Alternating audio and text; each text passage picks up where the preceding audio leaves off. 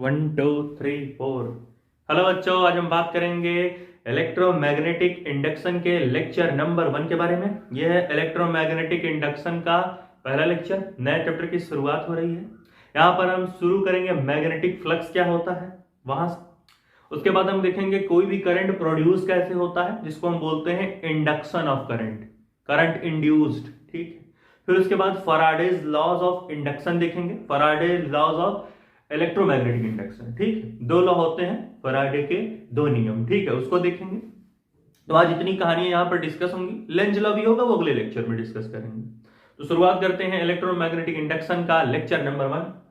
ठीक है, मान लेते हैं हमको जो है एक सरफेस दिया गया है रेक्टेंगल के फॉर्म। मैग्नेटिक फ्लक्स सीखेंगे पहले हम। ठीक है, तो मान लेते हैं हमको जो है कोई रेक्टेंगल दिया गया है। ठीक है, कोई सरफेस है। ठीक, इस तरीके से जो जो जो जो ठीक है, तो इस तरीके से हमको जो है कोई ये सरफेस दिया गया है रेक्टेंगल के फॉर्म में। ठीक, मैग्नेटिक फ्लक्स बता रहे हैं। ठीक है, तो मान लीजिए कि भैया हमको कोई सरफेस दिया है।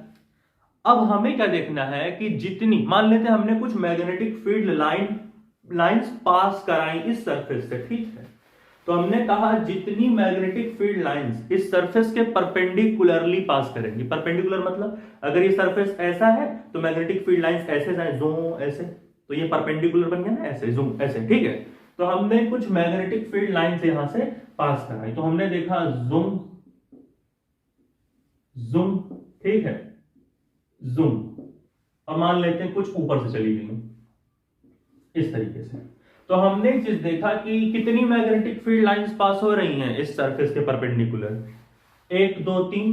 अच्छा, परपेंडिकुलर तो ये दोनों भी हैं, लेकिन इनको हम नहीं लेंगे। क्यों? क्योंकि हमें वो मैग्नेटिक फील्ड लाइंस लेनी है जो इस सरफेस के परपेंडिकुलर भी जा रही हैं और इस सरफेस के थ्रू जा रही हैं, इस सरफेस के अंदर से जा रही हैं, इस सरफेस को चीरती फाड़ती हुई निकल रही हैं। तो यही तीनों ऐसी हैं जो इस सरफेस को फाड़ती हुई परपेंडिकुलर पास हो रही हैं। तो मैग्नेटिक फ्लक्स की वैल्यू क्या होगी पता है? 3 हो जाएगी। क्या है मैग्नेटिक फ्लक्स की? भैया the number of magnetic field lines passing perpendicularly through the surface. भैया सरफेस के परपेंडिकुलर कितनी मैग्नेटिक फील्ड लाइंस भाग रही हैं सरफेस को चीरते हुए। ठीक है, वही होती है मैग्नेटिक फ्लक्स। तो यहां पर मैग्नेटिक फ्लक्स क्या होगा भैया? यहां मैग्नेटिक फ्लक्स को हम ऐसे डिनोट करते हैं phi b। तो यहां पे मैग्नेटिक फ्लक्स हो गया 3। ठीक है, फिर मैं दिमाग लगाया कि मैग्नेटिक फ्लक्स को कैसे बढ़ाएं। हमने कहा मैग्नेटिक फील्ड को और स्ट्रॉन्ग कर दीजिए। जब हम मैग्नेटिक फील्ड को बहुत ज्यादा स्ट्रॉन्ग कर देंगे तो वहां क्या होगा पता है? हमने पढ़ा है पिछले लेक्चर्स में, याद करिएगा कि number of magnetic field lines, जो हमारी number of magnetic field lines हैं, वो कैसे बढ़ा सकते हैं? अगर हम मैग्नेटिक फील्ड की वैल्यू को स्ट्रॉन्ग कर दें। मान लेते हैं पहले मैग्नेटिक फील्ड की वैल्यू 10 टेस्ला थी, तो 3 मैग्नेटिक फील्ड लाइंस है। टेस्ला मैग्नेटिक फील्ड की यूनिट है। ठीक है, तो हमने कहा अगर हम मैग्नेटिक फील्ड की मैग्नीट्यूड को 15 टेस्ला कर दे, मतलब हमने मैग्नीट्यूड ऑफ मैग्नेटिक फील्ड को स्ट्रॉन्ग कर दिया। मैग्नेटिक फील्ड का मैग्नीट्यूड क्या है? 10 टेस्ला। 10 टेस्ला है कि 15 टेस्ला है कि 20 टेस्ला है, ये मैग्नीट्यूड है। तो जैसे ही हम मैग्नेटिक फील्ड का मैग्नीट्यूड बढ़ाएंगे, number of magnetic field lines भी बढ़ जाएंगी। ठीक है, तो हमने कहा यहां पर थोड़ा वीक मैग्नेटिक फील्ड था, तो हमने कहा थोड़ा स्ट्रॉन्गर मैग्नेटिक फील्ड लगाते हैं। तो हमने यहां पर लगाई थोड़ी भैया स्ट्रॉन्गर मैग्नेटिक फील्ड। ठीक है, हमने कहा कि हम यहां स्ट्रॉन्गर मैग्नेटिक फील्ड लगाएंगे। ठीक है, और जैसे ही हमने स्ट्रॉन्गर मैग्नेटिक फील्ड लगाई तो क्या हुआ पता है? Number of magnetic field lines बढ़ जाएंगी। Stronger magnetic field is directly proportional to number of magnetic field lines. अब जब number of magnetic field lines बढ़ेंगी तो यहां अगर 5 ही लाइन है तो यहां शायद 7-8 लाइन बन जाए मैग्नेटिक फील्ड लाइंस की। ठीक है, ठीक है भैया, एरिया हमारा दो सेम है। ठीक है, एरिया अभी सेम है इस रेक्टेंगल के सरफेस का। ठीक, तो यहां हम आए। ठीक है, यहां पर हम गए जूम, भले दिखने में ना लगे एरिया सेम है लेकिन है। ठीक है, ठीक है भैया, तो यहां हमने जो है ऐसे जूम जूम जूम। ठीक है, हमने कहा कि भैया देखो हमने मैग्नेटिक फील्ड लाइन को स्ट्रॉन्ग कर दिया है, मैग्नेटिक फील्ड को स्ट्रॉन्ग कर दिया है, तो शायद यहां पर एक लाइन बाहर जाएगी। ठीक है, लेकिन यहां एक ऐसे थोड़ा सा मैग्नेटिक फील्ड लाइंस की जो वैल्यू है वो बढ़ जाएगी बहुत ज्यादा, ये देखो 4 हो जाएंगी, ठीक है। तो यहाँ फ्लक्स कितना हो जाएगा, यहाँ पर जो हमारी मैग्नेटिक फ्लक्स है वो 4 हो गई। क्यों? क्योंकि हमें ये चीज समझना होगा भैया कि जो हमारी, इसको फिर से अच्छे से बना लेते हैं, ठीक है, इस तरीके से इसको हम जो ऐसे जूंगा तिरछा कैसे बन जा रहा है भाई ये, ऐसे, ठीक है। तो हमने कहा कि जो हमारी मैग्नेटिक फील्ड लाइंस होती हैं, ठीक है, क्या होती है जो मैग्नेटिक फील्ड, ठीक है, मैग्नीट्यूड ऑफ मैग्नेटिक फील्ड, मतलब कितनी स्ट्रांग है मैग्नेटिक फील्ड, ठीक है। जो भी हमारी मैग्नीट्यूड होती है, ठीक है, मैग्नीट्यूड ऑफ मैग्नेटिक फील्ड, जो भी हमारा मैग्नीट्यूड होता है मैग्नेटिक फील्ड का, ठीक है, जो भी हमारा मैग्नीट्यूड ऑफ मैग्नेटिक फील्ड होता है वो डायरेक्टली प्रोपोर्शनल होता है number of magnetic field lines. समझ में आया क्या? Number of magnetic field lines के डायरेक्टली प्रोपोर्शनल होता है, ठीक है। मैग्नीट्यूड क्या है भैया, कि मैग्नीट्यूड मतलब कि 10 टेस्ला है, कि 15 टेस्ला मैग्नेटिक फील्ड है, कि 16 टेस्ला, 20 टेस्ला, ठीक। तो जितना ज्यादा मैग्नीट्यूड बढ़ाते जाएंगे मैग्नेटिक फील्ड का, उतनी ज्यादा मैग्नेटिक फील्ड लाइंस बढ़ती जाएंगी। तो यहां पर कितनी लाइंस परपेंडिकुलरली पास कर रही है सरफेस के, 1 2 3 4, देखो बढ़ गई ना भाई। तो इससे ये पता चला कि मैग्नेटिक फील्ड अगर स्ट्रांग यूज करेंगे तो फ्लक्स की वैल्यू बढ़ जाएगी, ठीक है। फ्लक्स की वैल्यू वहां पर जूम बढ़ जाएगी। ये देखो ये 4 लाइन हो गई ना, ये तो मैंने वैसे बना, ठीक है। फिर हमने कहा कि अभी तो हम स्ट्रॉन्गर मैग्नेटिक फील्ड यूज कर रहे थे, ये लाइन नहीं सही बन रही है कब से। हमने कहा अब हम क्या करेंगे ना, अब हम एक नया कहानी लाए। हमने कहा एरिया बढ़ा के देखते हैं कि हमारा जो ये ज्योमेट्री या रेक्टेंगल जो भी हो, इसके अगर हम एरिया को बढ़ा दें तो क्या होगा। अगर देखो भाई, अगर एरिया को बढ़ा दें तो number of magnetic field lines जो परपेंडिकुलरली पास कर रही हैं, ठीक है, थ्रू द सरफेस के थ्रू, उनका नंबर बढ़ जाएगा। सीधी बात भाई, अभी इतना एरिया है, 4 ही लाइन आ रही हैं, थोड़ा और एरिया बढ़ा देंगे तो 5 लाइन क्या पता आ जाए, 6 लाइन आ सकती है, ठीक है। तो हमने कहा कि अब हम जो है एरिया को भी इंक्रीज करेंगे, ठीक है। हमने जो है एरिया को भी इंक्रीज किया, ठीक है। तो हमने यहां पर एरिया को भी इंक्रीज करके देखा कि देखते भाई क्या कहानियां बनेंगी, ठीक है। तो हमने एरिया को ही बढ़ा दिया, ये देखो ऐसे ऐसे ऐसे, ठीक है, इस तरीके से, ठीक है। या मैग्नेटिक फील्ड लाइंस की वैल्यूज भी तो मिलनी चाहिए। रुको भाई, देखो हम यहां पर आए ऐसे, इस तरीके से जूम जूम जूम जूम, ठीक है। हमने जो है एरिया को बढ़ाना है, इस तरीके से हमने एरिया को बढ़ा दिया, ठीक है। और ये रही हमारी एरिया, ठीक है। तो मान लेते हैं अब फिर से वही कहानी, मान लेते हैं एक लाइन, ये 2 लाइन हो गई, ठीक है। फिर यहां से मान लेते हैं ऐसे आए, ये 1 लाइन बढ़ी, ये 2 लाइन बनी, फिर इधर ये 3 लाइन बना, फिर एक 4 लाइन बना, फिर एक 5 लाइन बना, और कुछ बाहर से चली गई, मान लेते हैं ऐसे। तो यहां पर क्या हो रहा है, यहां पर अगर हम ध्यान से देखें तो जो हमारा एरिया जैसे ही हमने बढ़ाया, फ्लक्स की वैल्यू कितनी हो गई, कितनी लाइन सरफेस के थ्रू परपेंडिकुलर पास हो रही है, 1 2 3 4 5, यानी यहां पर मैग्नेटिक फ्लक्स कितना हो गया, यहां पर मैग्नेटिक फ्लक्स 5 हो गया। मतलब या तो मैग्नीट्यूड ऑफ मैग्नेटिक फील्ड बढ़ा दीजिए या फिर एरिया को बढ़ाइए भैया, दोनों बढ़ाएंगे तो हमारा मैग्नेटिक फ्लक्स बढ़ता है। यानी इन दोनों को जोड़ने पे एक फॉर्मूला बना। फॉर्मूला क्या बनेगा भैया कि मैग्नेटिक फ्लक्स जो होता है इसका बन सकता है, हाँ, मैग्नीट्यूड ऑफ मैग्नेटिक फील्ड को किससे डिनोट करते हैं, बी से, ठीक है, वेक्टर बी। और एरिया को किससे डिनोट करते हैं भैया, ये एरिया है, एरिया को हम डिनोट करते हैं वेक्टर ए से, ठीक है। तो जो हमारे मैग्नेटिक फ्लक्स का फॉर्मूला बनेगा वो क्या बनेगा, बी डॉट ए, क्या बनेगा, B dot A, vector B dot A.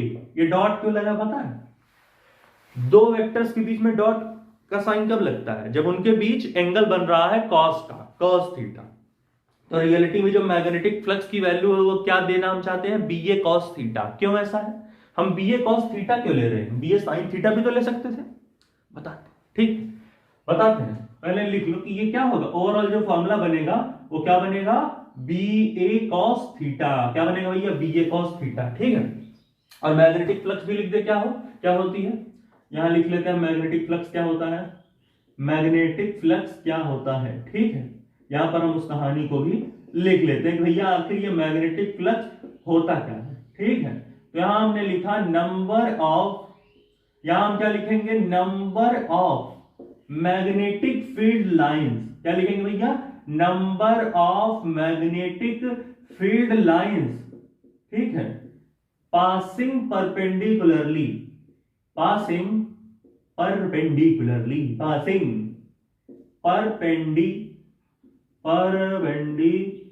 Dash लगा लिया, परपेंडिकुलरली, कुलरली, passing perpendicularly through the surface. ठीक है, सरफेस के थ्रू द सरफेस। ठीक है, समझ में आया भैया, सरफेस के थ्रू कितनी मैग्नेटिक फील्ड लाइंस पास हो रही हैं। ठीक है, इसे फिर से लिख देंगे, देखो सरफेस के थ्रू, ये परपेंडिकुलर ही तो है। ठीक है, इसको हटाए भैया, नोट कर लिए हो। ठीक है, और ये भी क्या होगा, और number of magnetic field lines क्या है, एरिया के भी डायरेक्टली प्रोपोर्शनल होते हैं। यहां लिख लेते हैं हम लोग, क्या होता है, एरिया के भी डायरेक्टली प्रोपोर्शनल है। ठीक है, क्या, number of magnetic field lines. अब इसको भैया नोट करो, तो आगे सीखते हैं कि बी ए कॉस थीटा क्यों आया। 1 2 3 4 पॉज करके नोट करो भाई। हटा दें, हटाने जा रहा हूं भाई, थीटा वाला केस भी हम देख लेते हैं। हटा दें पक्का, चलो। तो इस तरीके से हम लोगों ने अभी थोड़ी सी कहानी देखी। अब देखते हैं ये कॉस थीटा का एंगल कहां से आया, ये कॉस थीटा की कहानियां कहां से आ रही हैं। ठीक है, इसको मिटाते हैं, मैग्नेटिक फ्लक्स को फिर से लिख देंगे। ठीक है, या फिर ये थीटा का एंगल कहां से आया। ठीक है, मान लेते हैं ये थीटा का एंगल कहां से आया, सॉरी चलिए कॉस थीटा कहां से आया। ठीक है, इसको फिर से लिखते हैं। क्या लिखा था हमने लिखा था मैग्नेटिक फ्लक्स। हमने क्या लिखा था, magnetic flux is equal to क्या होता है, बी ए कॉस थीटा, या फिर दूसरी भाषा में जिसको हमने क्या बोलते हैं, vector B dot vector A, vector नहीं भैया, वेक्टर। ठीक है, तो हमने कहा फिर से भाई सरफेस बनाते हैं बढ़िया से, जूम जूम जूम जूम। ठीक है, ये हो गया। अब हमने कहा कि अभी तक जो मैग्नेटिक फील्ड लाइंस परपेंडिकुलर सीधा दिखा रहे थे, मान लेते हैं कुछ एंगल पे आ रहा। ठीक है, मान लेते हैं कुछ इस तरीके से, ये रही हमारी मैग्नेटिक फील्ड। ठीक है, तो ये मैग्नेटिक फील्ड तो एंगल पे जा रही है, हमें कौन सी मैग्नेटिक फील्ड चाहिए, वो मैग्नेटिक फील्ड लाइन चाहिए जो इस सरफेस के परपेंडिकुलरली पास करे। यही है, ठीक है, वही होगा फ्लक्स। तो हमने कहा एक तो इसके दो कंपोनेंट बनेंगे, हमको पता है वेक्टर, कोई भी चीज वेक्टर हो उसके दो कंपोनेंट बनते हैं। एक होता है, मान लो वेक्टर बी है तो बी कॉस थीटा, एक बी साइन थीटा। जो बी कॉस थीटा होता है वो एंगल के अलॉन्ग होता है, मतलब ऐसे वाला, इस तरीके से जाएगा। यहां देखो ए ऐसे जूम, ये एंगल के अलॉन्ग थीटा। ठीक है, तो ये तो हो गया भैया एंगल के अलॉन्ग वाला। और एक कंपोनेंट होता है जो इस वाले के परपेंडिकुलर, इस कंपोनेंट के परपेंडिकुलर जाता है वो कंपोनेंट, ये ऐसे, इसको क्या बोलते हैं, बी साइन थीटा। ठीक है, तो हमने इस वेक्टर के दो कंपोनेंट कर लिए, एक बी कॉस थीटा जो एंगल के अलॉन्ग। ठीक है, अब अगर हम ध्यान से देखें तो यहां पर हम कौन सा एंगल लेंगे, मान लेते हैं सरफेस का एरिया ए है। ठीक है, ठीक है, और इस सरफेस के जो परपेंडिकुलर वाली जो मैग्नेटिक फील्ड है वो कौन सी है, ये बी कॉस थीटा वाली है। यानी हमें ना बी साइन थीटा से मतलब, ना हमें बी से मतलब, हमें उस कंपोनेंट से मतलब, उस मैग्नेटिक फील्ड के कंपोनेंट से मतलब है जो मैग्नेटिक फील्ड लाइन सरफेस के परपेंडिकुलर पास हो रही है। ये हमेशा क्लियर रखना है कि वही मैग्नेटिक फील्ड लाइंस लेंगे, वही मैग्नीट्यूड ऑफ मैग्नेटिक फील्ड लेंगे जो सरफेस के परपेंडिकुलर होगा, यानी हम बी कॉस थीटा लेंगे। अब समझ में आया कि बी डॉट ए क्यों बनता है। ठीक है, क्योंकि इन दोनों को जो एंगल बन रहा है वो कोसाइन का एंगल है, कॉस थीटा का। तो जो हमारा फ्लक्स का फॉर्मूला बनता है ओवरऑल, वो क्या बनता है, बी डॉट ए, जिसे हम बी ए कॉस थीटा भी बोलते हैं।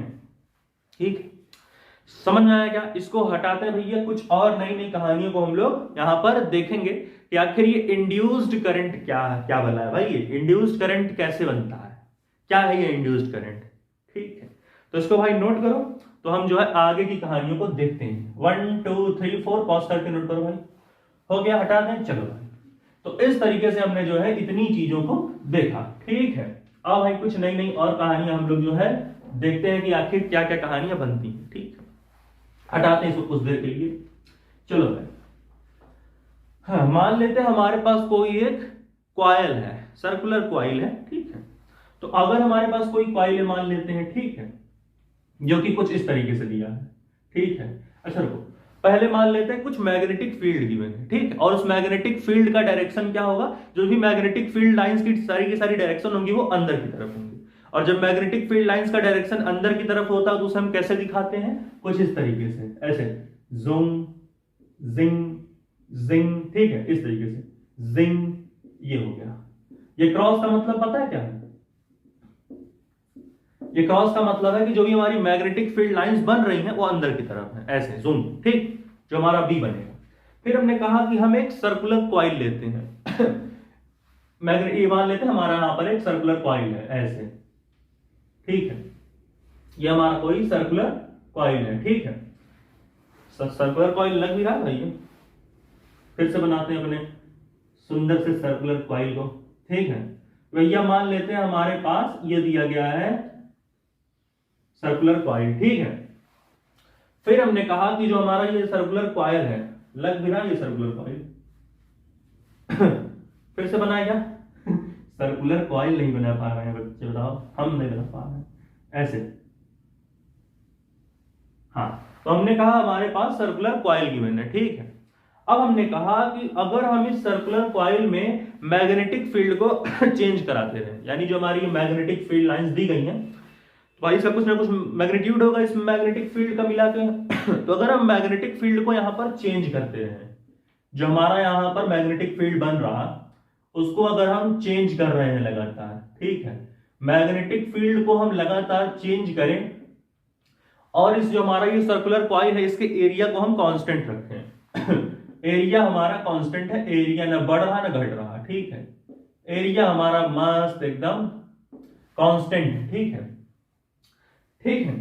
तो हमने कहा अगर ऐसा कभी होगा कि भैया हम मैग्नेटिक फील्ड हम चेंज कर रहे हैं लगातार इस सर्कुलर कॉइल के चारों तरफ और एरिया का कांस्टेंट भले करें, अगर हमने मैग्नेटिक फील्ड लगातार चेंज करी तो ये यहां पर तब तक एक करंट इंड्यूस होता रहेगा, इंड्यूस मतलब बनना, यहां तब तक एक करंट इंड्यूस होता रहेगा जब तक हम मैग्नेटिक फील्ड को चेंज करते रहेंगे। बड़ा अच्छा सा फिनोमेना है ये कि भैया हम मैग्नेटिक फील्ड को चेंज जब तक करते रहेंगे तब तक, बढ़ाना घटाना नहीं है, चेंज करना है लगातार, जब तक चेंज करेंगे मैग्नेटिक फील्ड को तब तक इस कॉइल के अंदर करंट बनेगा।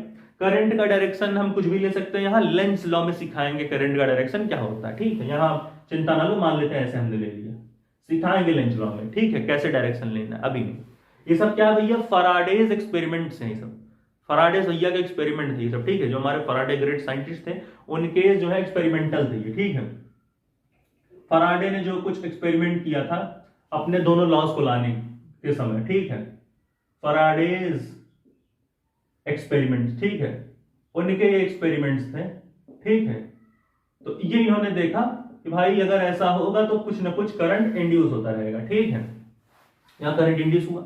फिर हमने कहा एक खुराफात करते हैं कि इस बार हम मैग्नेटिक फील्ड को तो कांस्टेंट रखेंगे लेकिन हम एरिया को चेंज कर देंगे। मतलब कि एरिया मतलब क्या होगा भाई, ये सर्कुलर कॉइल है तो इसका कुछ रेडियस होगा, ठीक है।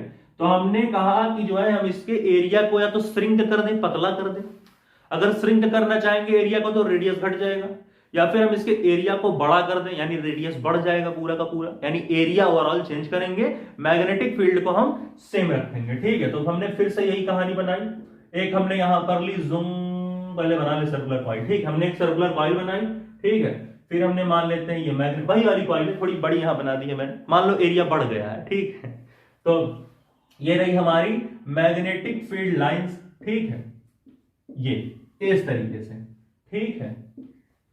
हमने कहा कि हमने जो है एरिया को चेंज कर दिया, देखो भाई रेडियस बढ़ गया, यहां पर एरिया को श्रिंक भी कर सकते थे, कोई दिक्कत नहीं है, ठीक है, हमने एक केस लिया। तो हमने कहा यहां पर हमारा बी तो कांस्टेंट है हमारा जो मैग्नेटिक फील्ड है वो तो कांस्टेंट हमने ले रखा है, लेकिन हम एरिया को चेंज करते रहेंगे लगातार, जो हमारा एरिया है उसको हम लगातार चेंज कर रहे हैं, ठीक है। तो हमने कहा कि जब एरिया चेंज हो रहा है, यहां हमने रेडियस बढ़ने वाला केस लिया है, ठीक है, रेडियस बढ़ गया एरिया बढ़ गया, तो जब भी एरिया चेंज होगा, ठीक है, भले मैग्नेटिक फील्ड कांस्टेंट है, अगर एरिया को भी हमने चेंज किया तब भी इस कॉइल में एक करंट इंड्यूस होगा, एक करंट बनेगा। कितनी अच्छी सी चीज है कि भाई कॉइल के अंदर मैग्नेटिक फील्ड को चेंज करते जाओ, करंट बनेगा, एरिया को चेंज करते जाओ, करंट बनेगा, इंड्यूस करंट बनेगा।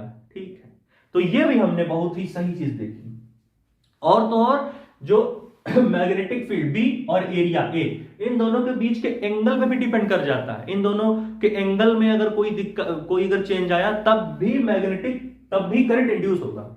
अभी फॉर्मूला पढ़ा था ना, क्या पढ़ा था? Flux B is equal to, हमने क्या पढ़ा था? B A cos theta. ये फॉर्मूला भी पढ़ा था हमने, B A cos theta, B और ए के बीच का एंगल। जो ये ए है ये एरिया वेक्टर है। और याद करो इलेक्ट्रिक फ्लक्स में सिखाया था बड़ा सही चीज कि जो एरिया वेक्टर होता है वो सरफेस के हमेशा परपेंडिकुलर होता है। जैसे मान लो ये सर्कुलर कॉइल का सरफेस ऐसे है ना, ये जो सर्कुलर कॉइल्स हमने बनाई है इनका सरफेस कैसे है? ऐसे है। तो सरफेस के हमेशा परपेंडिकुलर रहता है एरिया वेक्टर, ये याद रखना। ठीक है, अभी जैसे रेक्टेंगल का प्लेन कैसे था? ऐसे, तो उसके भी परपेंडिकुलर ही होगा एरिया वेक्टर, ऐसे जूम, समझ गए? तो हमने कहा कि जो है हम क्या करेंगे, कुछ खास नहीं, एक काम हमने किया कि हमने फिर से यही कॉइल ली। ठीक है, फिर से हमने जो है यहां पर इस कॉइल को लिया ऐसे, हमने इस कॉइल को यहां पर लिया। ठीक है थोड़ा सही से बना देते हैं भैया कॉइल को अपने, कि हमने यहां पर इस कॉइल को लिया। ठीक है, फिर हमने कहा कि इस कॉइल को हम ये जूम रोटेट कर देंगे ऐसे। ठीक है, ये मैग्नेटिक फील्ड में फिर से पड़ा हुआ है मस्त एकदम। ठीक है, ऐसे इस तरीके से मैग्नेटिक फील्ड में बढ़िया से पड़ा हुआ है। ठीक है, यहां दिख भी रहा होगा भैया, दिख तो रहा है ना, पता चला दिखे ही नहीं। ये मैग्नेटिक फील्ड लाइंस को थोड़ा ऊपर बना लेते हैं ऐसे, जूंगा जूंगा। ठीक है, तो ये हमारी हो गई। दिख रहा है कि नहीं है? दिख रहा भैया? 1 2 3 4 बिल्कुल सही दिख रहा भैया। अच्छा ठीक है, चलो तो हमने कहा इस कॉइल को हम रोटेट कर देते हैं ऐसे इस सरफेस पे, इस मतलब एक्सिस पे। तो हमने एक चीज ध्यान दी बेटा कि देखो अगर ये सरफेस है तो इसके परपेंडिकुलर एक एरिया वेक्टर होगा ऐसे, जूम मार्कर लेते हैं। ये सरफेस है, ये सरफेस है, ये जूम। तो एरिया वेक्टर हमेशा सरफेस के परपेंडिकुलर, तो सरफेस के परपेंडिकुलर ऐसे जूम। ठीक है, सरफेस ये है, एरिया वेक्टर ऐसे। और मैग्नेटिक फील्ड लाइंस ये इनवर्ट शो करती है, जो क्रॉस होता है ये कैसे मैग्नेटिक फील्ड लाइन को शो करती है? अंदर की तरफ। तो एरिया वेक्टर ऐसे और मैग्नेटिक फील्ड लाइंस ऐसे, ये देखो ये मैग्नेटिक फील्ड ऐसे जूम। अब जैसे ही हम कॉइल को रोटेट करेंगे तो एरिया वेक्टर ऐसे, एरिया वेक्टर ऐसे होता जाएगा। एरिया वेक्टर भी तो सेटल होगा ऐसे, भाई सरफेस ऐसे हो गया तो एरिया वेक्टर ऐसे और मैग्नेटिक फील्ड लाइंस ऐसे। तो क्या हो रहा है, एक समय पे एरिया वेक्टर ऐसे हो रहा, मैग्नेटिक फील्ड लाइंस ऐसे हो रही, फिर एरिया वेक्टर ऐसे होगा। जैसे जैसे रोटेट करते जाएंगे, जैसे जैसे कॉइल को रोटेट करते जाएंगे तो कॉइल के साथ परपेंडिकुलर रहना चाहेगा ना एरिया वेक्टर। तो कॉइल मान लो ऐसे था, परपेंडिकुलर एरिया वेक्टर, कॉइल थोड़ा ऐसे तो एरिया वेक्टर भी ऐसे, और मैग्नेटिक फील्ड लाइन भी पीछे। तो एरिया वेक्टर और मैग्नेटिक फील्ड लाइंस के बीच में लगातार कुछ ना कुछ एंगल बनता रहेगा, यानी थीटा चेंज होता रहेगा। ठीक है, यहां पर हमारा मान लो भैया बी कांस्टेंट है, के से डिनोट कर सकते हैं, के मतलब कांस्टेंट। हमारा एरिया भी कांस्टेंट हो गया, लेकिन हमारा जो थीटा है, एंगल है थीटा बिटवीन, जो हमारा एंगल है थीटा बिटवीन बी एंड ए, वो जो है चेंज होने लगा। तब भी कहानी बनेगी, तब भी कुछ ना कुछ करंट इंड्यूस होगा, तब भी कुछ ना कुछ करंट इंड्यूस होगा। समझ गया क्या कि भैया एंगल भी अगर चेंज किया हमने मैग्नेटिक फील्ड और एरिया के बीच में तब भी करंट इंड्यूस होगा। अच्छा, एक बड़ा सही चीज यहां पे सीखेंगे हम, जो हम ये दुनिया भर का कहानी लिख रहे हैं कि बी चेंज करो, एरिया चेंज करो, बी और ए के बीच का एंगल चेंज करो, इससे अच्छा हम एक ही में ना ला लें कि मैग्नेटिक फ्लक्स अगर चेंज करोगे कॉइल के अराउंड तो करंट इंड्यूस होगा। ऐसे ना लिख लें हम भैया। देखो मैग्नेटिक फ्लक्स का फॉर्मूला हमने क्या पढ़ा है, इसका हमने पढ़ा ना, B vector B dot vector A, और जो हमारा ओवरऑल फॉर्मूला बना मैग्नेटिक फ्लक्स का वो क्या बना, बी ए कॉस थीटा। भैया इसका फॉर्मूला क्या बन रहा है, बी ए कॉस थीटा। तो अगर ध्यान से यहां पर कहानियों को हम देख सकते हैं कि जो हमारा करंट इंड्यूस हो रहा है वो किस पे डिपेंड कर रहा है, या तो हम एरिया मैग्नेटिक फील्ड चेंज कर दें, या हम एरिया को चेंज कर दें, या फिर मैग्नेटिक फील्ड और एरिया के बीच के एंगल को चेंज कर रहे हैं। तो मतलब कि बी ए कॉस थीटा वही तो है, या तो बी चेंज करो भैया ये, या तो बी चेंज करिए, या फिर ए चेंज करिए, या फिर इन दोनों के बीच के एंगल थीटा को चेंज करिए। इनमें से कोई भी चेंज होगा, या तो बी चेंज हो या ए चेंज हो या कॉस थीटा चेंज हो, तो मैग्नेटिक फ्लक्स भी तो चेंज होगा। इसका मतलब अगर हम मैग्नेटिक फ्लक्स को ही चेंज करते जाएं लगातार तो करंट इंड्यूस होता रहेगा लगातार। मतलब एक कॉइल ले लिया और उसके अराउंड हम लगातार मैग्नेटिक फ्लक्स को चेंज करते जाएं, जुम जुम जुम जुम जुम जुम जुम जुम जुम, मतलब जो number of magnetic field lines perpendicularly pass होंगी, ठीक है, उसको हम क्या करेंगे, लगातार चेंज करते जाएं कॉइल के अराउंड ले जाके, मैग्नेटिक फ्लक्स को चेंज करते जाएं, करंट हमारा इंड्यूस होता जाएगा। यही बना Faraday's law of, Faraday's first law of electromagnetic induction यही था। यानी हम फ्लक्स को लगातार चेंज करते जाएं, ठीक है, चेंज द फ्लक्स। ये जो दुनिया भर का टिटिम्मा हमने फाना है, सीधा फ्लक्स को ही क्यों ना चेंज करें, changing the flux, changing the flux is equal to current induce. लेकिन एक सेकंड, यहां करंट इंड्यूस मैं लिख रहा हूं, लेकिन रियलिटी में ईएमएफ इंड्यूस होता है। करंट इंड्यूस तो तब होगा जब हम सर्किट में एकदम क्लोज करके कॉइल को लगाएं, किसी सर्किट में बढ़िया तार वाला डाल के, क्योंकि पहले वोल्टेज आया या पहले करंट पहले वोल्टेज आया, ठीक है सर, इससे वो याद आ गया, पहले मुर्गी आएगी पहले अंडा, वहां मत जाओ, वो सब शायरियां आई, फिजिक्स है, ठीक है। तो पहले ईएमएफ, पहले वोल्टेज इंड्यूस होता है, तभी तो करंट इंड्यूस होता है भैया। अगर लिख देते हैं यहां पर कि फ्लक्स चेंज करोगे is equal to current induce. अभी हम ईएमएफ इंड्यूस की कहानी लाएंगे, सुन लो थोड़ा सा बस, ठीक, करंट इंड्यूस। तो ये सारी कहानियां हटा करके दुनिया भर की एरिया बी ये वो सीधा लिख, पहले ईएमएफ की कहानी बताएंगे, बताते हैं कैसे, हम क्यों ईएमएफ बोल रहे हैं, ठीक है। तो भैया इसे नोट करो, तो इसे हम अपना Faraday's first law of electromagnetic induction को देखें। 1 2 3 4 हटा देनी है, हटाने जा रहा हूं भाई, नोट कर लो, ठीक है, हटा दें, चलो हटाने जा रहा हूं भाई, ठीक है, चलो छाप लो। तो अब हम जो है देखेंगे Faraday's first law of electromagnetic induction, ठीक है, कि आखिर ये क्या है फैराडे का फर्स्ट लॉ। बहुत ही बढ़िया सा लॉ इन्होंने दिया कि आखिर फ्लक्स को हम अगर लगातार चेंज करते जाएं, अगर हम फ्लक्स को लगातार चेंज करते जाएंगे तो वहां पे क्या होगा पता है, जैसे जैसे हम फ्लक्स को चेंज करेंगे उसी तरीके से हम अब जो है एक इंड्यूस ईएमएफ पाएंगे। अभी करंट बोला मैंने, बताएंगे, उसके लिए भी कंडीशन है, ठीक है। तो हमने कहा हम देखेंगे Faraday's first law of electromagnetic induction. Faraday's sir जो हमारे थे द ग्रेट साइंटिस्ट, ठीक है, उन्होंने जो लॉज दिए, Faraday's first law of electromagnetic induction, कि जो इन्होंने इलेक्ट्रोमैग्नेटिक इंडक्शन का लॉ दिया था, ठीक है, Faraday's first law of electromagnetic induction, उसमें इन्होंने क्या क्या कहानियां बताई थी, ठीक है। देखो भैया, एक तो होता है कि हमने कोई मान लो कॉइल ली, ठीक है, इस तरीके से जूंगा जूंगा जूंगा जूंगा, ठीक है, और उसके अराउंड हमने जो है मैग्नेटिक फील्ड लाइंस को लगा दिया है। बीच में नहीं बना रहा, थोड़ा समझाने के लिए कुछ, ठीक है। तो हमने जो है इसको जो है किसी मैग्नेटिक फील्ड लाइंस में रख दिया है और इसका कुछ एरिया भी है इस कॉइल का, ठीक है। तो आज हम इसमें मान लेते हैं इसका कुछ एरिया होगा, उसको हम मान लेते हैं ए है, ठीक है। अब हमने कहा कि अगर हम इसके अराउंड मैग्नेटिक फ्लक्स को चेंज कर रहे हैं, इसके अराउंड हम क्या कर रहे हैं, we are changing the magnetic flux, ठीक है, वी आर चेंजिंग, भैया चेंज कर रहे हैं, we are changing the magnetic flux, we are changing the magnetic flux, ठीक है, we are changing the magnetic flux around this coil. Closed coil नहीं है भैया, मतलब ये को कोई सर्किट दिख रही है कहीं से पैक्ड है कि वायर वायर लगाओ बढ़िया, गैल्वेनोमीटर वगैरह नहीं लगा है तो एक कॉइल क्या है, क्लोज नहीं है।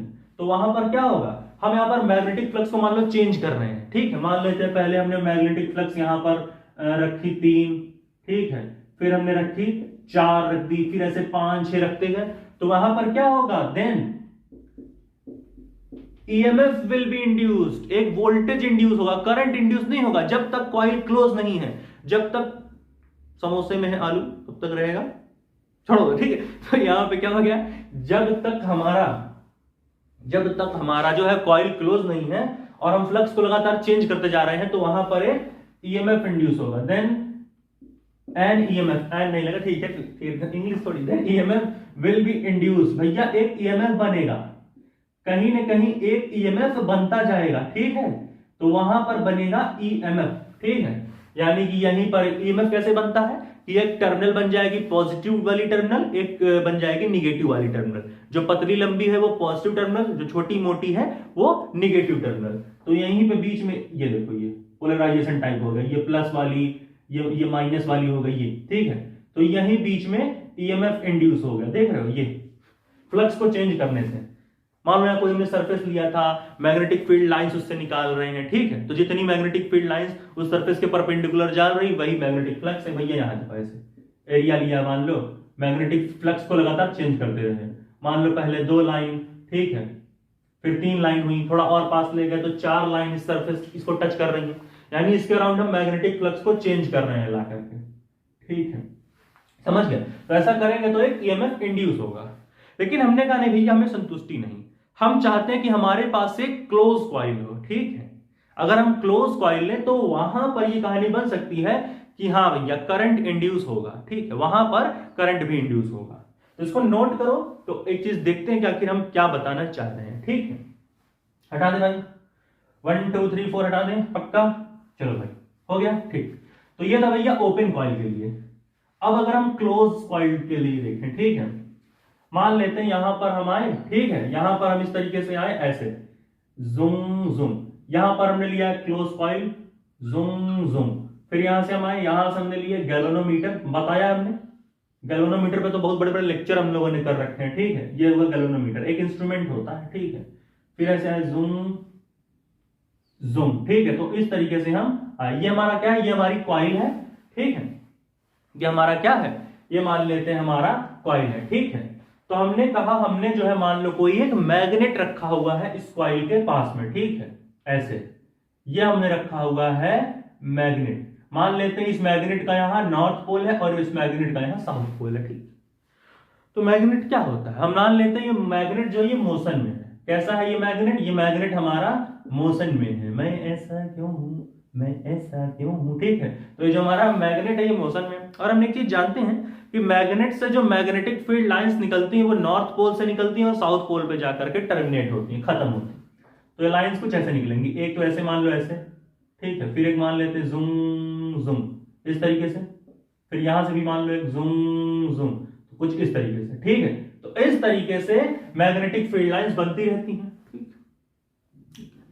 तो जैसे जैसे हम इस मैग्नेट को, ये तो मोशन में है, जितना हम इस मैग्नेट को करीब लेते जाएंगे उतनी ज्यादा जो मैग्नेटिक फील्ड लाइंस इस मैग्नेट से निकल रही हैं परपेंडिकुलरली, वो इस कॉइल को पार करती हुई जाएंगी। इसका मतलब जितना ज्यादा इस कॉइल को हम, जितना ज्यादा इस मैग्नेट को हम मोशन कराएंगे इस कॉइल के पास, ये कॉइल है, तो कॉइल के पास जितना ज्यादा मैग्नेट को ले जाएंगे उतना ज्यादा मैग्नेटिक फील्ड लाइंस जो परपेंडिकुलरली निकल रही है इस मैग्नेट से वो बढ़ती जाएंगी, ज्यादा से ज्यादा मैग्नेटिक फील्ड लाइंस कॉइल को टच करेंगी। इसका मतलब ज्यादा से ज्यादा मैग्नेटिक फ्लक्स में चेंज आएगा। भाई मैग्नेटिक फ्लक्स था क्या कि कितनी मैग्नेटिक फील्ड लाइंस परपेंडिकुलरली पास कर रही कॉइल से, ठीक है। तो जितना ही मैग्नेट को पास ले जाएंगे उतनी ज्यादा मैग्नेटिक फील्ड्स बढ़ेंगी, उतनी ज्यादा मैग्नेटिक फील्ड्स में चेंज आएगा, ठीक है। जितना पास ले जाएंगे बढ़ गया, फिर थोड़ा दूर ले गए, फिर थोड़ा मैग्नेटिक फ्लक्स कम हो गया, फिर पास ले गए, फिर दूर ले गए। मतलब एक तरीके से दोनों के बीच का रिलेटिव मोशन लेंगे, हम कॉइल को भी मोशन करा रहे हैं और हम मैग्नेट को भी मोशन करा रहे हैं, और जितना ज्यादा मैग्नेटिक फ्लक्स को चेंज करते जाएंगे, मतलब जितना ज्यादा मैग्नेट का मोशन आसपास बढ़ाएंगे इस कॉइल के, जितना ज्यादा डिस्टरबेंस होगा उतनी ज्यादा मैग्नेटिक फ्लक्स बढ़ती जा रही है, ठीक है। किसकी मैग्नेटिक फ्लक्स? इस कॉइल की। मतलब magnetic flux linked with the coil, ठीक है। व्हेनेवर देयर इज मैग्नेटिक, मतलब ऐसे लिखते हैं कि बताते हैं, पहले इतना समझ लो, ठीक है। तो ये क्या है हमारा, ये कॉइल है, ये क्या है, ये कॉइल है, ठीक है। तो हमने कहा, क्या कहा कि whenever there is change in magnetic flux, जितना ज्यादा चेंज होगा मैग्नेटिक फ्लक्स में, यहां लिखते हैं हम लोग कि यहां क्या लिखेंगे, व्हेनेवर देयर इज, ठीक है, whenever there is change, whenever there is change in magnetic flux, whenever there is change in magnetic flux, थोड़ा और पास से लिखते हैं, whenever there is change in change in magnetic flux, ठीक है, जब भी मैग्नेटिक फ्लक्स में कुछ चेंज आएगा, whenever there is change in magnetic flux, जिसको हम लिखते हैं भैया phi B, whenever there is change in magnetic flux linked with the coil, भैया कॉइल से जो लिंक्ड है मैग्नेटिक फ्लक्स, इस मैग्नेट के मोशन की वजह से, whenever there is change in magnetic flux linked with the coil, linked with the coil, ठीक है, विथ द कॉइल, ठीक है, and EMF will be induced, and EMF, एक EMF इंड्यूस होगा, and EMF will be induced, ठीक है, induced, ठीक है, इन द कॉइल, ठीक, अभी लिख दे EMF इंड्यूस्ड होगा, एक EMF इंड्यूस होगा, एंड नोट करो if the coil is close, भैया अगर हमारी कॉइल क्लोज है, जैसे यहां सर्किट बनी हुई, if the coil is close, अगर कॉइल क्लोज्ड है या फिर क्लोज सर्किट बना रही है, और दूसरी भाषा में और इट इज फॉर्मिंग, और इट इज, और ही नहीं, और it is forming a closed circuit, अगर भैया कोई क्लोज सर्किट बना रही है, अगर ये कोई क्लोज सर्किट बना रही है कॉइल, तो वहां पे क्या होगा, देन, तब तो और अच्छी कहानी, then a current will be induce, तब तो भैया करंट भी इंड्यूस हो जाएगी, then a current will be also induced, the current will be also induced, कि वहां भैया एक करंट भी बनेगी, समझे क्या, करंट तक बनाने की क्षमता रखता है भाई तभी, ठीक है। एक तरीके से कह सकते हो भाई कि मैग्नेट और कॉइल के बीच जब तक रिलेटिव मोशन होता रहेगा, मतलब एक दूसरे का मोशन हो रहा है, रिलेटिव मोशन कर रहे हैं एक दूसरे के साथ, जब तक इन दोनों का मोशन होता रहेगा, या फिर जब तक इन दोनों के बीच रिलेटिव मोशन होता रहेगा, तब तक मैग्नेटिक फ्लक्स चेंज होता रहेगा, और जब तक मैग्नेटिक फ्लक्स चेंज होता रहेगा तब तक एक EMF इंड्यूस होती रहेगी, और अगर सर्किट को क्लोज कर दिया, लूप या फिर लूप का सर्किट क्लोज कर दिया, तो करंट भी इंड्यूस होगा, ठीक है। मैग्नेटिक फ्लक्स कैसे बढ़ेगा भाई, मैग्नेट से निकल रही मैग्नेटिक फील्ड लाइंस, अब मैग्नेट को जितना ज्यादा पास ले जाएंगे कॉइल को, उतनी ज्यादा जो मैग्नेटिक फील्ड लाइंस मैग्नेट से निकल रही वो टच करेंगी कॉइल को, ठीक है, और जितनी ज्यादा मैग्नेटिक फील्ड लाइन टच करेंगी उतनी ज्यादा मैग्नेटिक फ्लक्स बढ़ती जाएगी, ठीक है, समझे क्या। तो मतलब यहां पर हम लिख सकते हैं कौन है जिम्मेदार मैग्नेटिक फ्लक्स के लिए, व्हेनेवर, ठीक है, व्हेनेवर, जब तक, ठीक है, whenever there is relative motion, दोनों के बीच रिलेटिव मोशन हो भैया, whenever there is relative motion, ठीक है, between coil and magnet, between coil and magnet, भैया कॉइल और मैग्नेट के बीच जब तक रिलेटिव मोशन हो रहा है, whenever there is relative motion between a coil and magnet, ठीक है, there will be change in magnetic flux, तब तक मैग्नेटिक फ्लक्स में चेंज होता रहेगा, देयर विल बी, ठीक है, and magnet, whenever there is relative motion between coil and magnet, there will be change, ठीक है, there will be changing magnetic flux, there will be changing magnetic flux, तब तक एक changing magnetic flux बनता रहेगा, ठीक है, there will be changing magnetic flux, ठीक है, and an EMF will be induced, and an EMF will be induced, एक EMF भी इंड्यूस होगा, ठीक है, until the flux is changing, जब तक फ्लक्स चेंज होता है, until the magnetic flux, ठीक है, ये जो हम लिख रहे हैं मैग्नेटिक फ्लक्स, इसी को ये डिनोट कर रहे हैं, until the magnetic flux is changing, जब तक मैग्नेटिक फ्लक्स चेंज होगा तब तक एक EMF इंड्यूस होगा। एक बड़ी सी और प्यारी सी कहानी भी है कि मान लेते हैं ये कॉइल भी आगे की तरफ 4 मीटर पर सेकंड से मूव किया, और ये मैग्नेट भी हमारा मान लेते हैं 4 मीटर पर सेकंड से ही मूव किया, तो उस केस में मैग्नेटिक फ्लक्स जीरो हो जाएगा, क्योंकि दोनों का रिलेटिव मोशन का मैग्नीट्यूड इक्वल होगा, जितना वो आगे जा रहा उतना ये पीछे 4 मीटर पर सेकंड, 4 मीटर पर सेकंड, तो वहां पर फ्लक्स जीरो हो जाता है, ठीक है, समझे क्या, हटा दें, नहीं तो ये जीरो के लिए, समझे ये वाला केस, ठीक है, हटा दें, ठीक है, तो ये भी कहानी बड़ी भैया सही चीज होती है, ठीक है, ठीक है, तो ये भी हमने लिख लिया कि until the flux is changing, until the until the ये magnetic flux 5e until the flux is changing, until the flux is changing and EMF will be induced, and EMF will be induced, एक EMF वहां पर बनता जाएगा, समझ रहे हो, and EMF will be induced, एक वहां पर EMF बनता ही रहेगा, ठीक है। तो ये था हमारा भैया Faraday's first law of electromagnetic induction, समझे क्या, कि कॉइल को पास ले जाओ, कॉइल को दूर ले जाओ, फ्लक्स को चेंज करते जाओ, तब तक एक ईएमएफ इंड्यूस होती जाएगी। ये इससे मतलब नहीं मैग्नेटिक फ्लक्स बढ़ाया कि घट गया, नहीं, जब तक मैग्नेटिक फ्लक्स चेंज करते तब तक। मान लो ये मैग्नेट यहां ला देते तो number of magnetic field lines जो परपेंडिकुलर है कॉइल के वो ज्यादा हो जाती।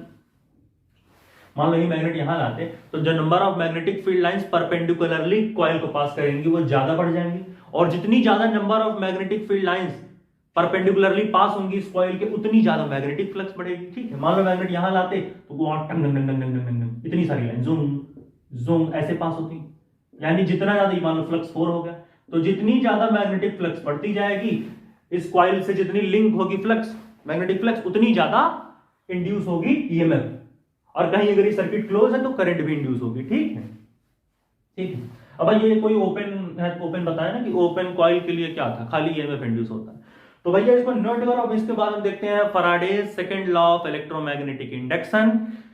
1 2 3 4 हो गया भैया, हो गया। जैसे हमने पढ़ा कि जब भी यहाँ मैग्नेटिक फ्लक्स में चेंज होगा जो कि कॉइल से लिंक है तो यहाँ पर एक ईएमएफ इंड्यूस होगा, कहीं अगर कॉइल क्लोज है तो करंट भी इंड्यूस होगा, और जब तक फ्लक्स को चेंज करते रहेंगे इसके अराउंड तब तक एक ईएमएफ बनता रहेगा, और कहीं अगर कॉइल क्लोज है तो करंट भी बनेगा। हो गया, नोट कर लो भाई, 1 2 3 4 हो गया। हटा दें, चलो हटाने जा रहे हैं भाई, चलो। तो अब हम यहाँ पर एक नई कहानी देखेंगे, ठीक है। अब हम यहाँ पर एक नई कहानी देखेंगे। अब हम शुरू करेंगे भैया Faraday's second law of electromagnetic induction. भैया एक और इसका लॉ है, अभी तक तो हमने जितनी कहानी पढ़ी ना इन सब के ऊपर एक लॉ बनेगा, और उस लॉ को हम अब देखने जा रहे हैं, ठीक है। जो हमने ये फ्लक्स वगैरह की कहानियां बनाई थी, ठीक है, समझ रहे हो कि नहीं भैया, ठीक है। यहां पर हम क्या देखते हैं, यहां पर हम लिख लेते हैं second law, Faraday's second law of electromagnetic induction. Faraday's second, जो हमारा ये दूसरा लॉ होगा, ठीक है, Faraday's second law of electromagnetic induction. थोड़ा अजीब तो नहीं लग रहा है भाई, ठीक है, अब सही है, ठीक है। सेकंड लॉ देखेंगे हम, थोड़ा सही लग रहा है Faraday's second law of induction, ठीक दिख रहा है, चलो। हाँ, तो दूसरा लॉ हमारा क्या है पता है, कि जो भी हमारी ईएमएफ अभी तक इंड्यूस, हमने बता दिया पूरी कहानी, जो भी हमारी ईएमएफ इंड्यूस होती है किसी भी कॉइल में वो डायरेक्टली प्रोपोर्शनल होता है flux linked with the coil, कि जितनी ज्यादा कॉइल से फ्लक्स लिंक होगी उतनी ज्यादा ईएमएफ इंड्यूस होगी कॉइल में, ठीक है। तो हमने कहा, ठीक है, हम लिख सकते हैं फिर रेट ऑफ, बताते हैं क्या हमने कहा, ठीक है, द एन इंड्यूस्ड ईएमएफ, ठीक है, जो हमारा इंड्यूस्ड ईएमएफ है, ठीक है, the magnitude of induced EMF, जो हमारा मैग्नीट्यूड होगा इंड्यूस्ड ईएमएफ का, ठीक है। तो यहां हम लिखेंगे द मैग्नीट्यूड, क्या लिखेंगे, हम लिखेंगे भैया the magnitude of induced EMF, जो भी हमारी मैग्नीट्यूड होता है इंड्यूस्ड ईएमएफ का, ठीक है, the magnitude of induced EMF, जो भी हमारा ईएमएफ इंड्यूस हो रहा है कॉइल से, the magnitude of induced EMF, ठीक है, इन द कॉइल, कॉइल में जो ईएमएफ इंड्यूस्ड हुआ, ठीक है, the magnitude of induced EMF, या फिर ऐसे, हाँ, इन द कॉइल, ठीक है, इन द कॉइल, जो भी हमारा कॉइल में मैग्नेटिक, जो भी हमारा कॉइल में ईएमएफ इंड्यूस हुआ है उसका जो मैग्नीट्यूड होगा वो डायरेक्टली प्रोपोर्शनल होता है, is directly proportional to, is directly proportional to, वो क्या होगा भैया, वो directly proportional, directly proportional to, spelling गलत हो तो माफी, ठीक है, तो proportional is directly proportional to the rate of change of, to the rate of change in magnetic flux, ठीक है, rate of change in magnetic flux linked with the coil, बस यही और कुछ नहीं, ठीक है। हाँ, rate of change in magnetic flux, ठीक है। जिसको हम फाई से भी फाई बी, ये ठीक है। मतलब कि जो हमारा मैग्नीट्यूड है इंड्यूस्ड ईएमएफ का, उसे हम ऐसे दिखाते हैं, ठीक है, ऐसे ई बना के। तो जो हमारा इंड्यूस्ड ईएमएफ होता है, ठीक है, वो डायरेक्टली प्रोपोर्शनल होता है, ठीक है, वो डायरेक्टली प्रोपोर्शनल होता है क्या, चेंज इन मैग्नेटिक फ्लक्स के, d phi by d t. इसको हम ये ऐसे भी लिख सकते हैं, क्या लिखते हैं भैया, कि जो हमारा मैग्नीट्यूड है ईएमएफ का वो क्या होता है, डी फाई या डी फाई बी लिख लो ऐसे, ठीक है, d phi B by d t, ठीक है, मॉड ऐसे।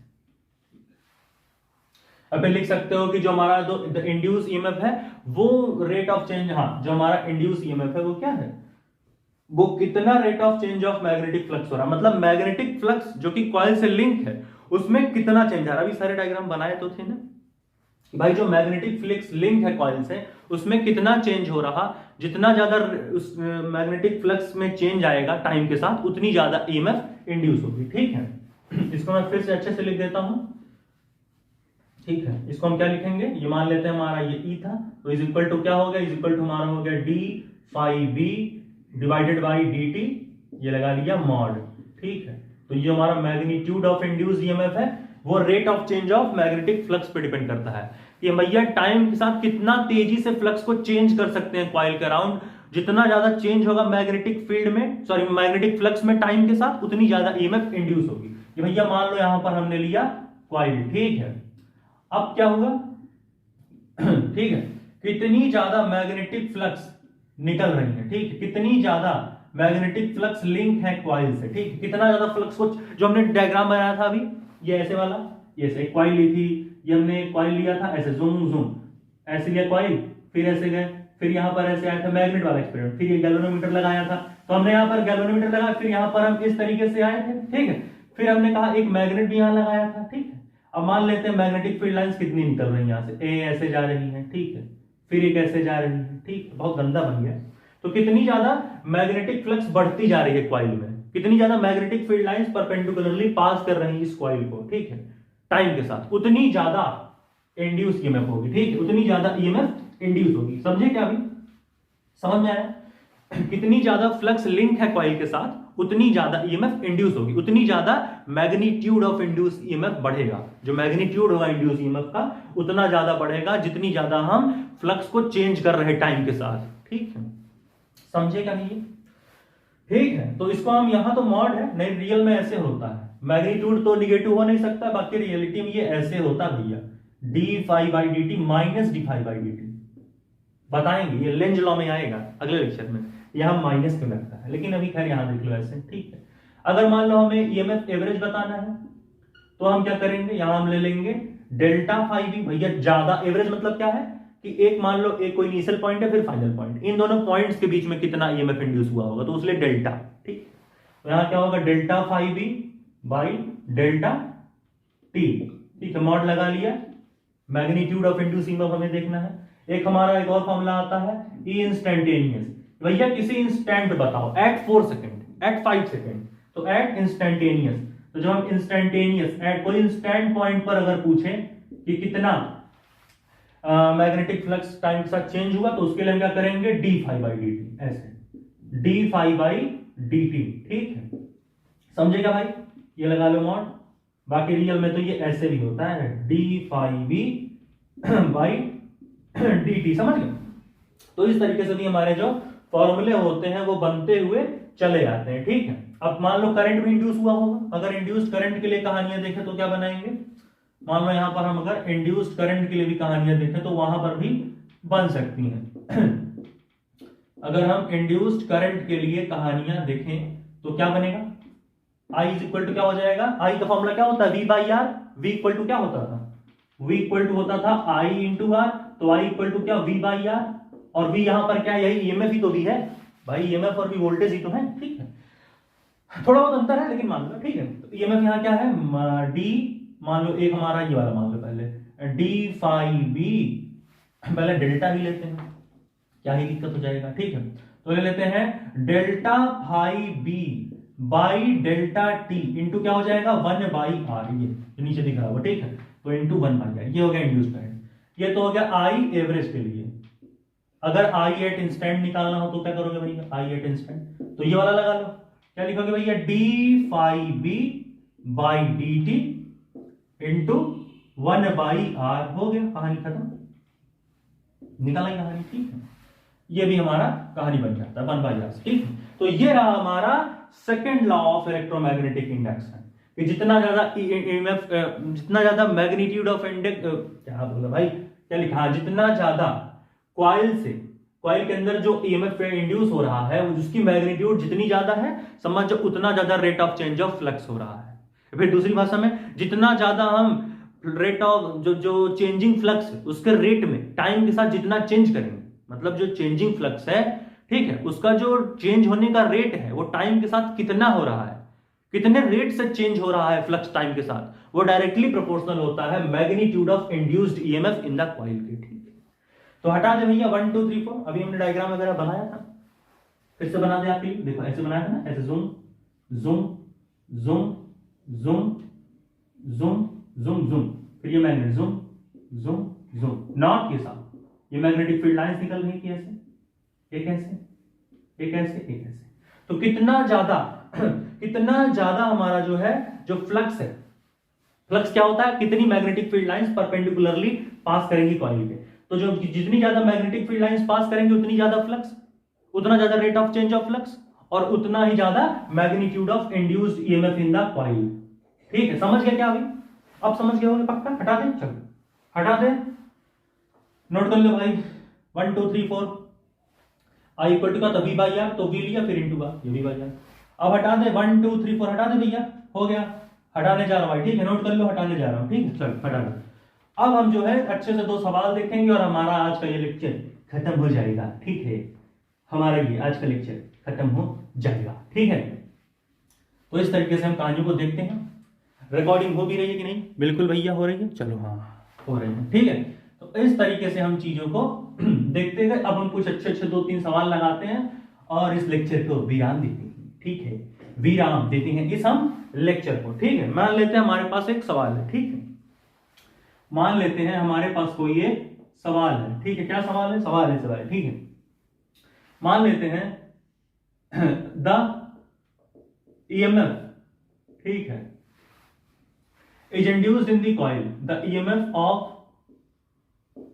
लिख क्यों नहीं आ रहा है इसमें सही से, द ईएमएफ ऑफ, मान लेते हैं 4t², ठीक है, मान लेते हैं द ईएमएफ ऑफ 4t², ठीक है। हमने कहा कि the EMF of 4t² plus 2t plus 4, इतना हमारा जो है एक कोई ईएमएफ है, ठीक है, द ईएमएफ ऑफ इतना magnitude, the EMF of 4t² plus 2t plus 4, ठीक है, is induced in the coil, coil के अंदर इतना ईएमएफ इंड्यूस हुआ, ठीक है, the EMF of 4t² plus 2t plus 4 is induced in the coil, कितना भैया जो है कॉइल के अंदर इंड्यूस हुआ ईएमएफ, ठीक है, induced in the coil, then find, तो हमें पता करना है, देन फाइंड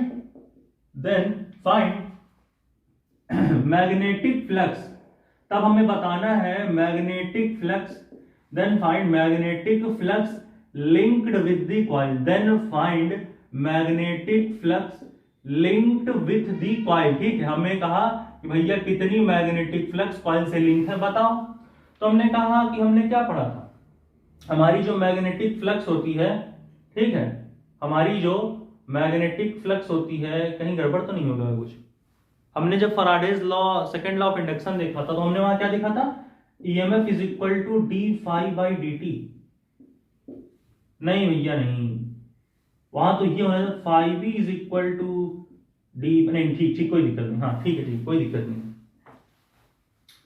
दिक्कत नहीं है हाँ, तो हमें magnetic flux linked with the coil बताना है, तो हम कैसे बता सकते हैं इसको, हम इसे बता सकते हैं, ईएमएफ हमारा ये है, ये क्या होता है, d phi by d t, क्या होता है भैया, d phi by d t, ठीक है।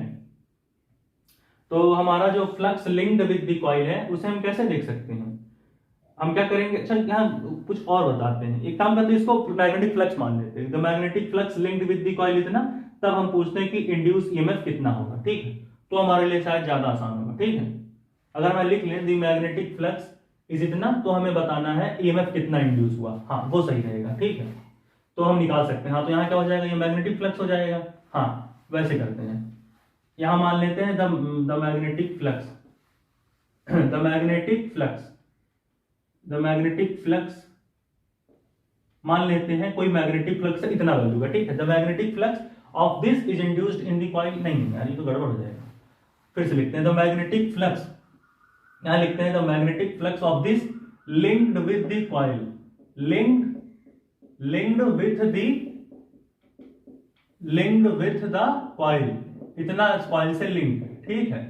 देन फाइंड, यहां लिख लेते हैं then find the induced EMF, तब हमें बताना है then find the induced EMF, then find the induced EMF in the coil, भैया कॉइल के अंदर कितनी ईएमएफ इंड्यूस होगी। अब हम निकाल सकते हैं भैया इतना फ्लक्स लिंक है कॉइल से तो कितनी ईएमएफ इंड्यूस होगी। तो ईएमएफ क्या होता है, ईएमएफ होता है d phi by d t, change in magnetic flux with respect to time. तो यहाँ टाइम भी लिख लेते हैं ना, जो हमें इंड्यूस ईएमएफ बताना है वो कब बताना है, एट मान लेते हैं 1 सेकेंड, 1 सेकेंड पे बताना है, तो ठीक कोई दिक्कत नहीं। वही हम अपना दूसरा लॉ यूज करेंगे, Faraday second law of induction. EMF क्या होता है, ईएमएफ होता है d phi by d t. तो मैग्नेटिक फ्लक्स का डिफरेंशिएशन करते हैं, फिर टाइम का वैल्यू पुट कर देंगे उसमें, तो 40 स्क्वायर का डिफरेंशिएशन क्या हो जाएगा, 2 4 जा 8, 8t, तो ये हो जाएगा 8t, ठीक है। 8t प्लस 2t का डिफरेंशिएशन क्या होगा भैया, 2 बचेगा खाली, t कट जाएगा, ठीक है। 2t जैसे होता नहीं कोई kt कांस्टेंट का डिफरेंशिएशन हो तो क्या होता है, t कट जाता है, तो यहाँ क्या हो जाएगा 2t का क्या होता है 2, और 4 तो कांस्टेंट है तो इसका 0, तो 8t प्लस 2 प्लस 0।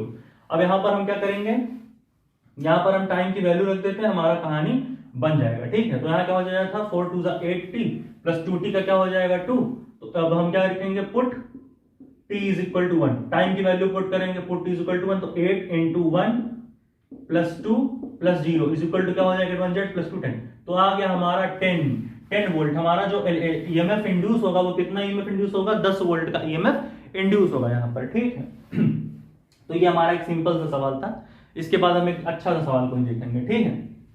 समझ में आया, इस तरीके से हम चीजों को लगाते हैं। D phi by d t, इतना फ्लक्स लिंक था कॉइल के साथ, तो हमें बताना था कितना ईएमएफ इंड्यूस होगा, ठीक है। Then find the induced EMF in the coil at 1 second, ठीक है।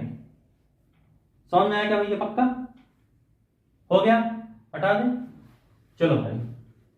तो इस तरीके से हम चीजों को देखते हैं। एक हमने ये फॉर्मूला भी देखा था ईएमएफ एवरेज का भी, ठीक बताए थे ना, तो हो गया भाई। तो इसके बाद हम जो है एक और अच्छा सा सवाल देखते हैं, तब हम इस लेक्चर को खत्म कर देंगे, ठीक है। क्वेश्चन नंबर 2, तो लगाया भाई अपना दूसरा सवाल, कैमरा बिगड़ गया था भाई, फिर से हमने लगाना शुरू किया, ठीक है। दूसरा सवाल हम क्या देखेंगे, मान लेते हैं हमको एक कॉइल दी गई है, a coil is placed with its plane perpendicular to a uniform magnetic field.